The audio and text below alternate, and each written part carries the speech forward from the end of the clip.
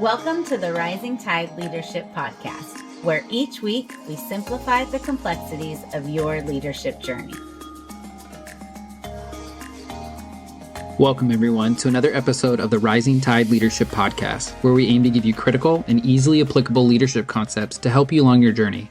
I'm your co-host, Scott, and I have the privilege of talking about life and leadership with the owner and founder of Rising Tide Leadership, Dr. Michael David Morales, a.k.a. Mo. Hey, what's going on, Scotty? I am excited, like always, to dive into today's topic. So let's talk about leadership. Absolutely. Always an exciting time.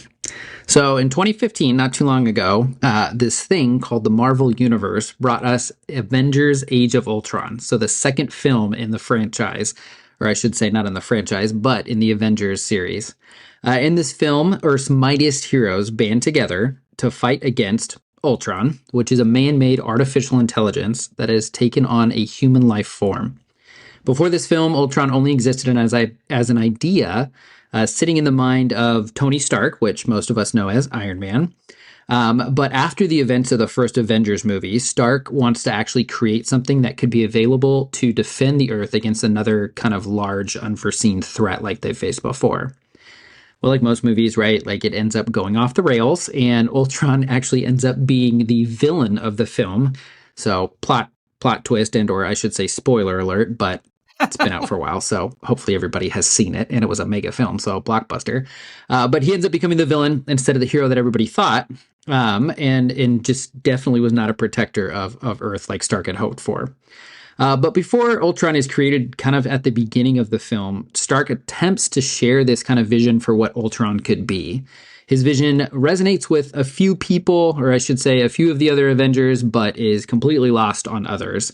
And rather than take the time to adequately explain the vision, maybe put it in a different way or a different context to those that don't understand, he just kind of writes them off. And by not taking the time to explain that to the others, he really misses out on an opportunity on just for more support, really, for the vision of Ultron.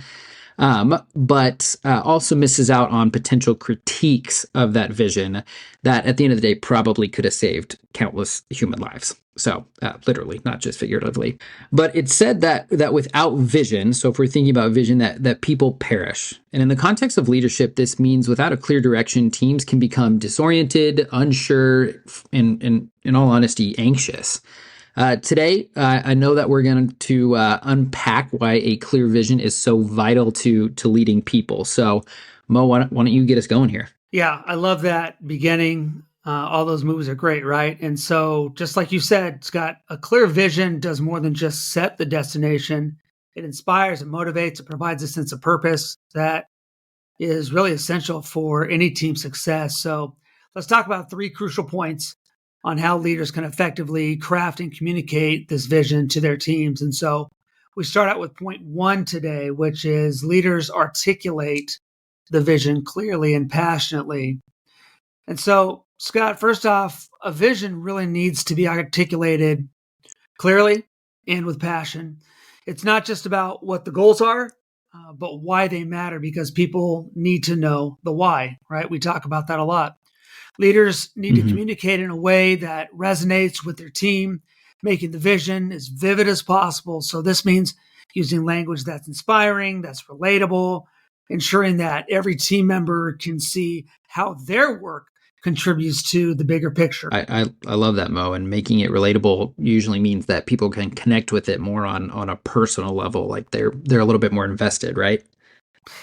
Yeah, it really does. It's about making the vision feel tangible. People need to be able to feel it. And so these individuals will end up understanding their roles, and ultimately they'll achieve the goals that are set before them. Yeah.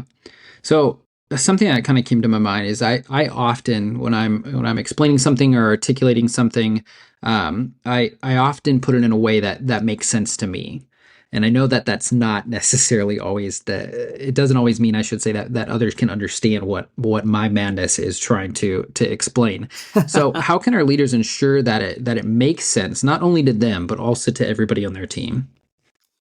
Yeah, that's a great question, because everybody really does need to be able to catch on to the same vision. So here's three quick things that you can use as a formula if you ever get stuck, and here it is. First of all, you have to embrace simplicity.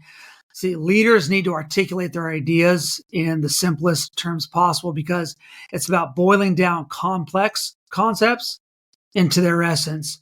So imagine explaining your idea to someone completely outside of your field. How would they understand it? And that's the level of clarity that you should aim for. Or in the swim world, when I teach other coaches, what I'll always say is when you're explaining something to your swimmers, can it be explained to an 8-year-old? Because if you can't explain something to an 8-year-old swimmer, then you're making it too complex. So make it simpler. And so everybody can gain clarity from simplicity.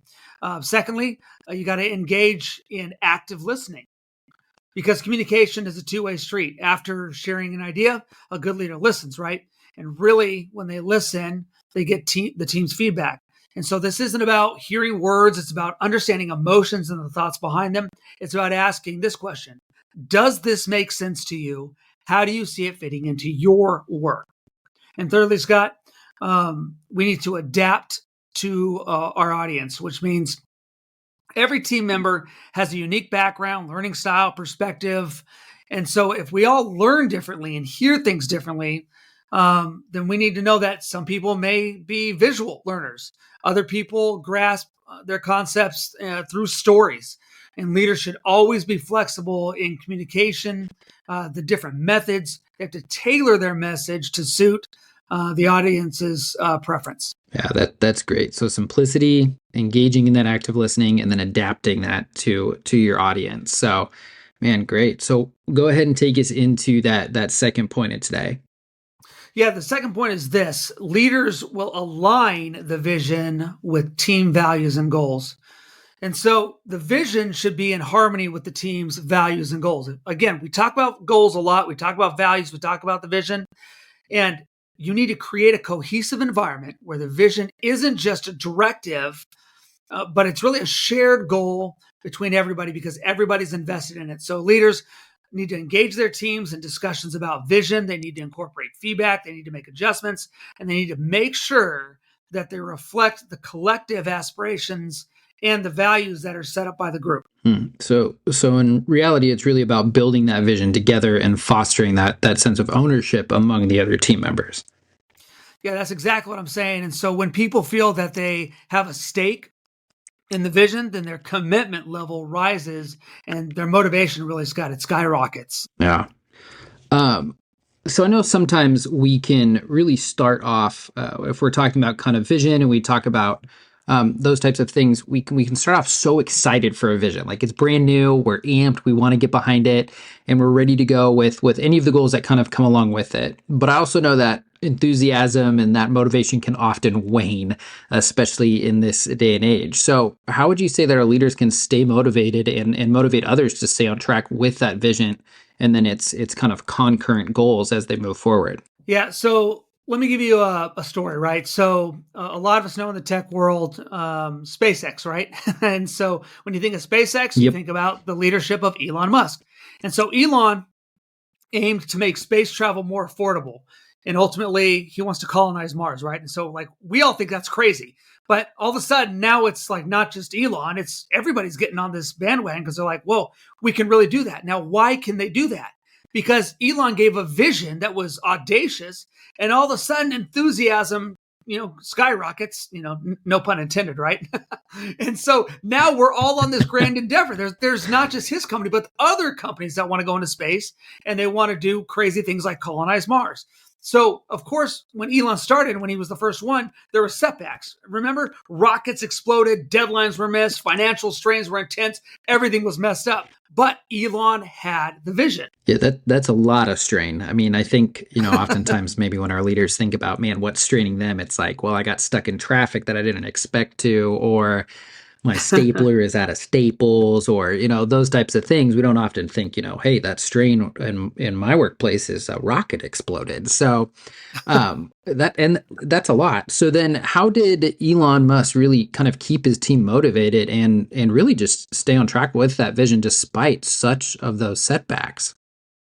Yeah, so you got to think about this. Elon did three things, right? And I mean, among other things, right? The guy's a genius, but I want to take three things that he really kind of focused on. So first, transparency and honesty about the challenges that he had.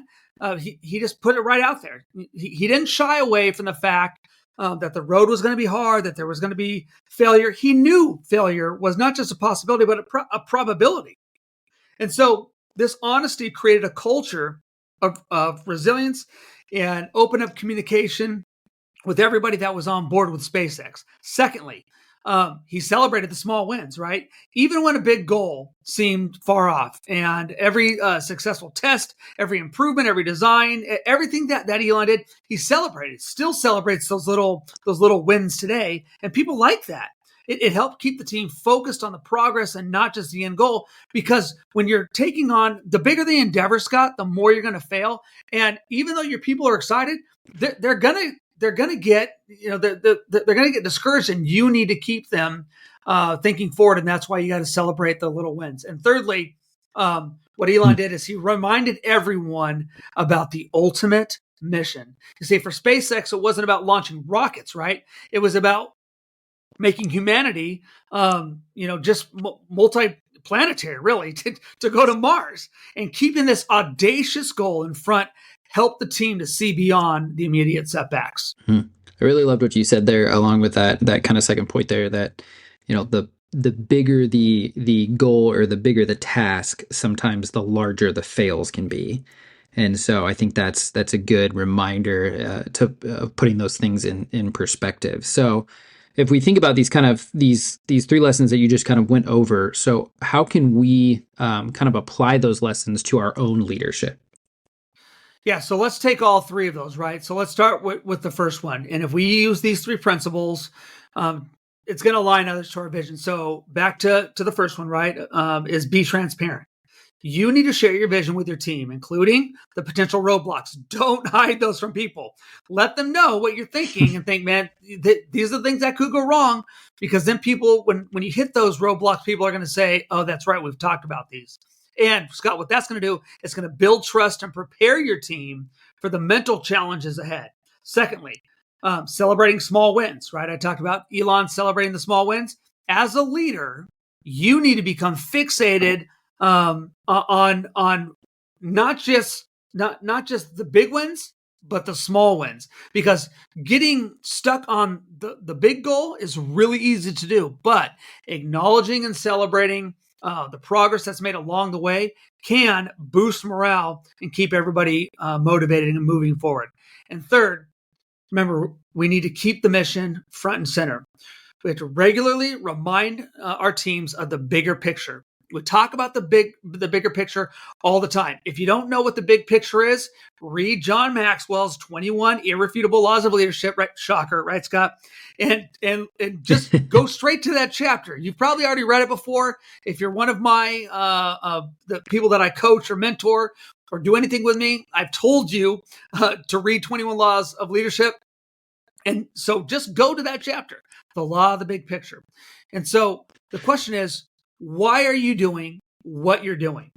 What impact is it going to have for your small piece of life and the larger context of the world? And this is going to help you reignite the passion over and over again and keep the commitment in front of you, because, Scott, things are going to get tough.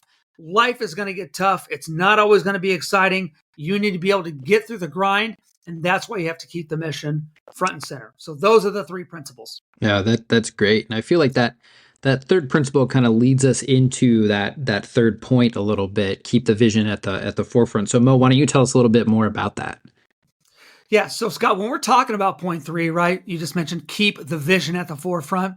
We need to know that it's not a one and done deal ever. Leaders have to constantly and consistently remind their teams of the vision, celebrate the progress towards it, and you need to recalibrate when necessary, right? Mike Tyson says everybody has a plan until they get punched in the face. Whatever you're doing in life out there, leaders, you are going to get punched in the face. And this can be, Scott, just through regular meetings, updates, casual conversations. That's when you keep the vision in the forefront, because your people they're working hard. And a lot of times as leaders, we see people and we think, man, they're not working hard, but trust me, they're working harder than you think. You're just focused on the vision. It's got this happens to me all the time as a futuristic's my number one strength in the Gallup Strengths Finder. Out of all 34, futuristic's number one. That's great until it makes me get way out in front of people. And then it starts frustrating people because they're like, Mo's not seeing the small things that we're doing. It's my job as the leader to keep the vision at the forefront. The idea, Scott, is to make the vision a living and breathing aspect of the everyday work life. Yeah, 100%. That, and for those of our listeners that maybe aren't those futuristic thinkers, that's me. I want to say that's like 31 on my Gallup Strengths 34, but that's why you have futuristic thinkers in your inner circle and on your bus. So that's right. But to kind of, if I'm understanding you correctly, Mo, what you're talking about kind of the first part of that first point is, rather than this kind of big grandiose type reminder about the vision, it's more to just include it in your daily conversation so that it just stays relevant and kind of more so at the to use the third point, at the forefront or at the top of everybody's mind, right? Yeah, that's exactly what I'm saying. And so it helps to maintain the momentum. And like I said, challenges are going to rise. And so a clear vision provides the resilience that your team is going to need to push through those obstacles. And so we can see this in our top leaders in the business world today. In fact, if you want another book on your reading list, put Andy Stanley's Making Vision Stick as a valuable resource and another arrow in your quiver. And of course, Scott, it's on Mo's Top 50. And so one of the key examples that Andy Stanley emphasizes in that book involves the necessity of repetition in communication. Andy Stanley says that vision should be communicated so frequently that leaders feel like they are a broken record. And he points out that just when you start to get tired of saying it, people begin to grasp that. And so put this into context. Imagine a leader who introduces a new vision or strategy in a single meeting, and he expects it immediately to take hold throughout the entire organization, right? Wrong. According to Stanley, this approach is very unlikely to be effective. Instead, what Andy says is he advocates for the vision to be reiterated across a various spectrum of platforms and mediums, things like team meetings, emails, newsletters, one-on-one conversations. The idea has to weave the vision into the fabric of the organization's communication so that it remains at the top of the mind of every person on the team. Moreover, Andy Stanley highlights the importance of making the vision stick, as he calls it, by not only repeating it, but also, Scott, here's the most important thing, demonstrating its relevance to the daily work of each team member, meaning working alongside your people. So this means connecting the dots between the work that the individuals on your team do and the broader vision of the entire organization. So, for instance, if the vision is to provide great customer service, leaders should regularly highlight instances of employees delivering on this vision. And so when they do this, it's going to make a connection between the vision and the day-to-day operations. So Andy Stanley's advice centers on relentless communication of the vision, making it a constant presence to the organization and all the dialogue, and make sure that the vision sticks with the team members, guiding them, Scott, in actions towards the collective goal of the organization. So then, Mo, if our listeners are in a position of leading up, then, so what would be some of the practical ways that they can kind of help keep that vision at the forefront for those above them? Yeah, so imagine, for instance, that you're a mid-level manager somewhere in your company, right? And so if the CEO, the boss, is passionate, they want your team to innovate and take the vision and move it all the way down into the rest of the company. So if that's what you have to do from your position, wherever you're somewhere on that spectrum. So if you've got a boss, if you've got a supervisor, then you are given a mandate and then you have to take it from there. And so I would say, again, we would do three things even in this instance. And first one, Scott, and most importantly, you have to understand the vision yourself, right? Before you can convince anybody of anything, you need to be a believer. Dive deep into what's behind the company's goals from higher than you. That helps you grasp it. What problems are you trying to solve? What are the steps that lead you to our closer solution? If you understand at a greater depth, it's going to fuel you and your conviction, and it's going to equip you to articulate that vision compellingly to your team. Secondly, communicate effectively and communicate often. Because just like Andy Stanley says, communication is the key to any relationship. The professional one, of course, is no exception. Find opportunities to remind your superiors, your bosses, that you know what the vision is. And you do this in your regular reports, your meetings, your casual conversations. Use real life examples, come alongside your team. Let them know that you have the vision at the forefront of your mind. And just know that if you continue to do that, it's going to help you understand what that vision is. And third, Scott, you want to be the bridge. I love this one right here. See, that there's often a disconnect between the upper echelons and the ground floor of any organization, right? So you have to use your unique position to bridge that gap.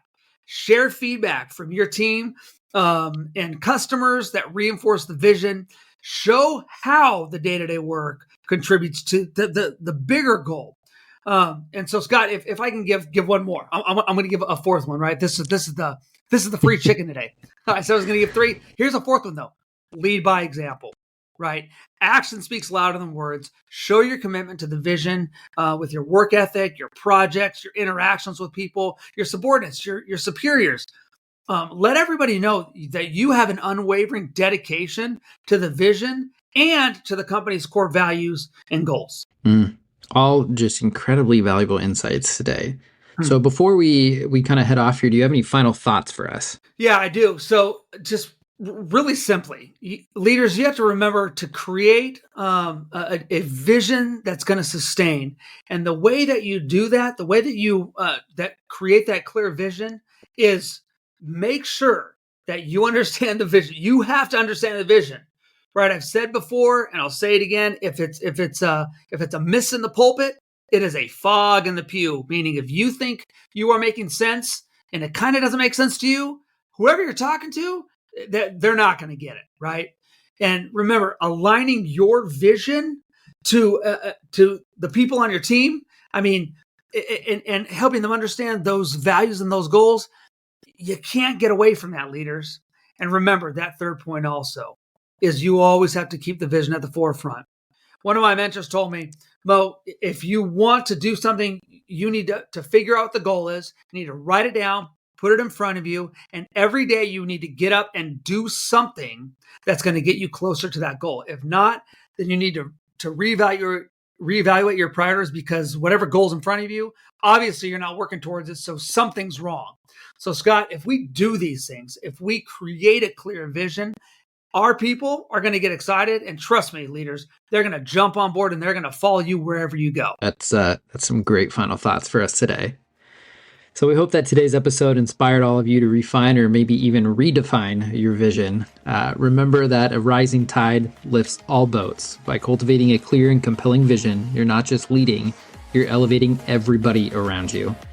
Thanks all for tuning in to the Rising Tide Leadership Podcast. Join us next time for more insights on becoming the leader who makes a difference. And don't forget to rate, review, and subscribe.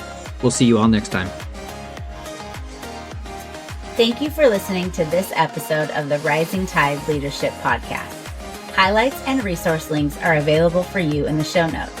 We hope that you will join us next time as we continue on the leadership journey. Don't forget to like and subscribe so you don't miss out, and share with others so they don't miss out. See you next time.